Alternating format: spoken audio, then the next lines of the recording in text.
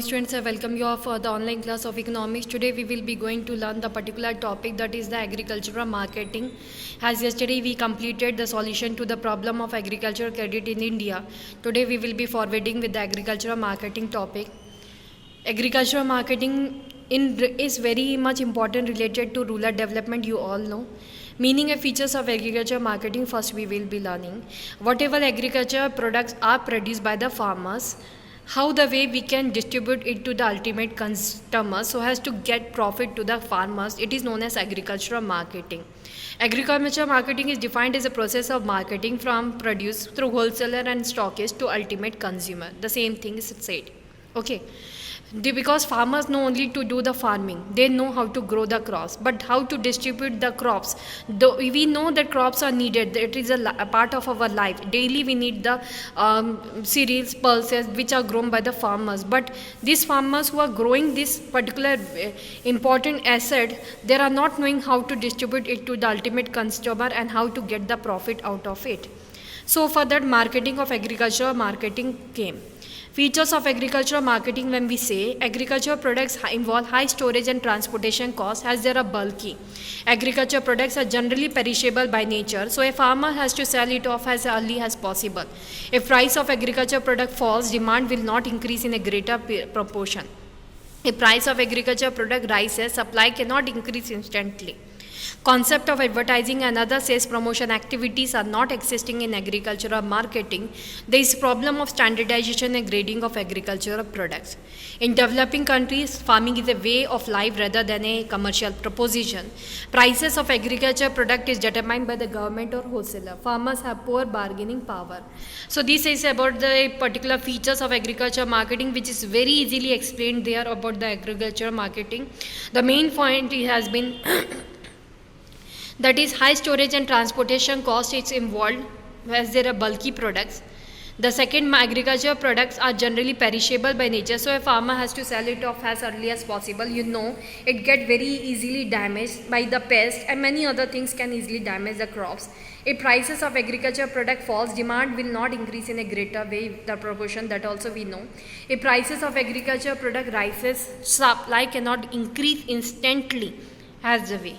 So these are the various features of agriculture marketing which makes it important that agriculture marketing has to be done, because agriculture product has having various types of features which makes it endangered when it is not distributed at the given time.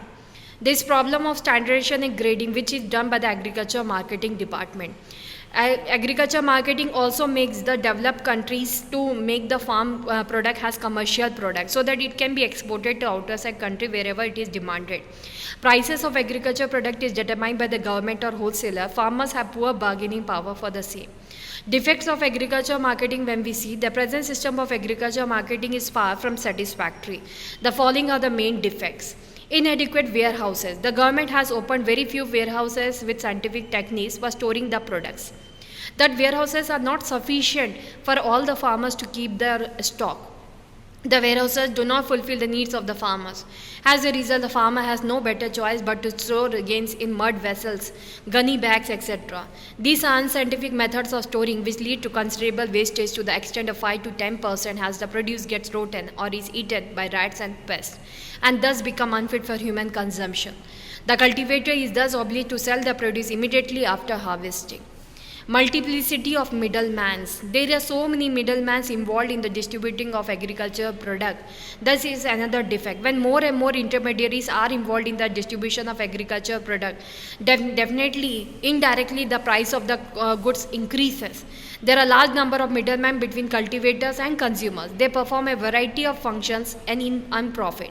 They exploit both the farmers and consumers. It is observed that there is a big difference between the price released by the farmers and final price paid by the consumers.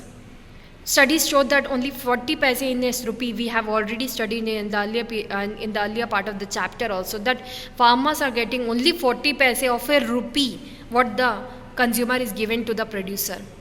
Malpractices and unregulated markets. A number of malpractices prevail in Indian market. The broker conspires against the cultivator. Broker takes undue advantage of the ignorance and illiteracy of the farmers. They use unfair means to cheat them. There are the various malpractices we are listening now in the news channels also. Farmers from 10 months they are in the strike because they are not getting the right price for the particular product. Right way of weighing is not done for their products. There are the malpractices which are prevailing in the Indian market. The brokers unnecessarily humiliate the cultivators or the farmers, you can say. Improper measuring for weighing, grading and standardization, as I already introduced you in the third point. In India, a variety of weights and measures are used in the same market. Sometimes two sets of weights are used, one for buying and one for selling. There is no organized agency to classify the produce of farmers in different grades and fix prices accordingly. Lack of adequate finance. Farmer is a man and with small means. He doesn't have much money to repay back his old dues or to pay his rent revenues. Banks and cooperative societies are not able to fully meet the credit needs of the farmers. So farmers are forced to depend upon the money lenders and traders who charge a very high rate of interest. Inadequate means of transport and communication. The means of transport and communication are inadequately developed and defective. Many of the villages are not connected with the Pakka roads. Most of the village roads are not fit for the motor vehicles, especially in the rainy seasons. The produce has to be carried in slow-moving bullock carts on long journeys. That is another problems of agriculture marketing. For this, we think agriculture marketing is needed. Inadequate market information. Farmers are very unaware about the market situation, what the price is prevailing in the market, what is the situation of the market. A farmer has little connection with the outside world. He does not get the necessary information regarding the price of prevailing in different markets. In such a situation, a farmer depends mostly on hearsay and reports received from the local traders who are generally not giving the right information to them. These are the limitations of agricultural marketing, students. Steps undertaken by the government for improving agricultural marketing. The government has taken various steps for improving agricultural marketing system. These are establishment of regulated market. Government has formed regulated market to remove most of the evils of an unorganized market system. Functions of regulated markets are as follows: enforcement of standard weights, fixation of charges, fees, etc., settling of dispute among the operating parties in the market, prevention of unlawful deductions and control of wrong practices of middlemen, providing reliable market information. Advantages of regulated market are as follows. Farmers have been able to get fair price of the market after the agriculture marketing came. Consumers are able to get regular supply of food grains and pulses at reasonable prices. It has led to commercialization of farming. Banking system, warehousing facilities, etc. have grown up. Provision of infrastructure facilities. When we say the government has taken measure to develop infrastructure facilities like roads, railways, warehouses, godowns, cold storages and processing units. Cooperative market. Cooperative marketing is a measure to ensure a fair price to farmers. Farmers sell their surplus to the cooperative society, which substitutes collective bargaining in place of individual bargaining. It links rural credit farming marketing processes to the best advantage of the farmers. The cooperative marketing structure is on country is working at various levels. At present, we find primary cooperative marketing societies at the Mandi level, district level, central federations and the National Agricultural Operative Marketing Federation of India Limited, NAFED. NAFED is the apex cooperative marketing organization dealing in procurement, distribution of goods, export and import of selected agricultural commodities. Example, the success of milk cooperatives in Gujarat. It has helped in transforming the social and economic landscape of Gujarat. Although there has been overall progress in the cooperative marketing, yet it is unsatisfactory. Cooperative have yet to serve a substantial part of the actual agricultural faster speed and a long lifetime so that these could perform the assigned to them. Important instruments to safeguard the interest of farmers. The government has also developed some instruments to safeguard the interest of farmers. These instruments are fixation of minimum support price. Presently, government fixes MSP for minimum support price for 24 agriculture products. Minimum support price is announced before the sowing season and assures these farmers of a minimum price. It provides long-term guarantee to the farmers since price cannot fall below the minimum support price. Buffer stock. It is an instrument used by the government to stabilize the prices. It is built up in the years of surplus production and is used during shortages.